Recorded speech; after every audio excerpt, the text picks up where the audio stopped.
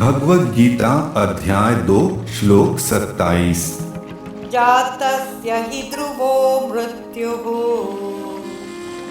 ध्रुवं जन्म मृतस्य च तस्मादपरिहार्येत्थे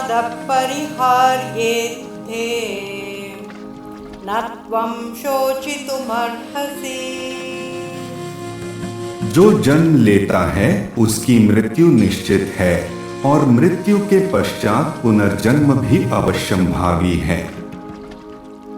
अतः तुम्हें अपरिहार्य के लिए शोक नहीं करना चाहिए। अंग्रेजी भाषा में एक कहावत प्रचलित है कि एज श्योर एज डेथ, मृत्यु की भांति अटल।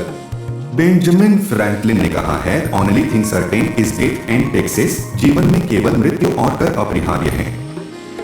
जीवन में सबसे सुनिश्चित तथ्य यह है कि एक दिन हमारी मृत्यु अवश्य होगी। मनोवैज्ञानिक मृत्यु के भय को जीवन का सबसे भयानक सत्य बताते हैं।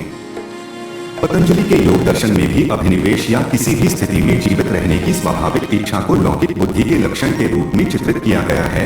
लेकिन जो जन्म लेता है उसकी मृत्यु भी अनिवार्य है, इसलिए जो अवश्यंभावी है उसके लिए शोक क्यों किया जाए। महाभारत काल में इससे संबंधित एक दृष्टांत है। अपने निर्वासन काल के दौरान एक दिन वन में घूमते हुए पांडवों को प्यास लगी और वे एक कुएं के पास पहुंचे। तब युधिष्ठिर ने भीम को कुएं से जल निकाल कर लाने को कहा।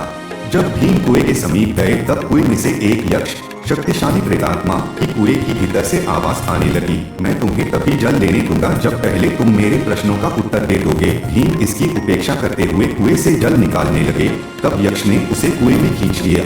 कुछ समय पश्चात जब भीम लौट कर नहीं आए तब युधिष्ठिर ने अर्जुन से भीम को खोजने और जल लाने को कहा।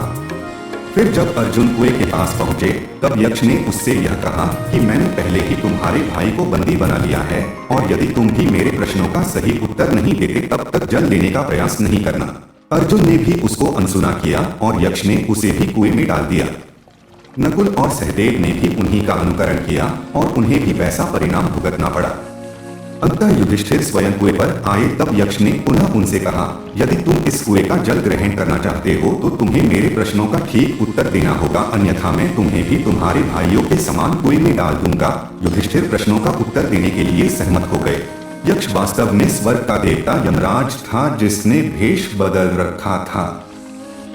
उसने युधिष्ठिर से 60 प्रश्न पूछे जिनका उन्होंने एकदम उपयुक्त उत्तर दिया, जिसमें से एक प्रश्न किम आश्चर्यम अर्थात आश्चर्य क्या है था, जिसका उत्तर युधिष्ठिर ने निम्न प्रकार से दिया है, अहन्यहनि भूतानि गच्छन्ति यमालयम् शेषाः स्थिरत्वम् इच्छन्ति किमाश्चर्यमतः परम्।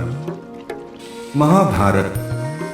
प्रतिक्षण लोग मृत्यु को प्राप्त हो रहे हैं और जो जीवित हैं वे इस सत्य को देख रहे हैं, परंतु वे यह नहीं सोचते कि एक दिन उन्हें भी मरना है।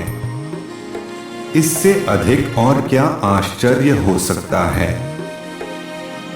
श्री कृष्ण भी इस श्लोक में यह समझा रहे हैं कि एक दिन जीवन का अंत अपरिहार्य है, इसलिए बुद्धिमान व्यक्ति को इस अनिवार्य मृत्यु के लिए शोक नहीं करना चाहिए।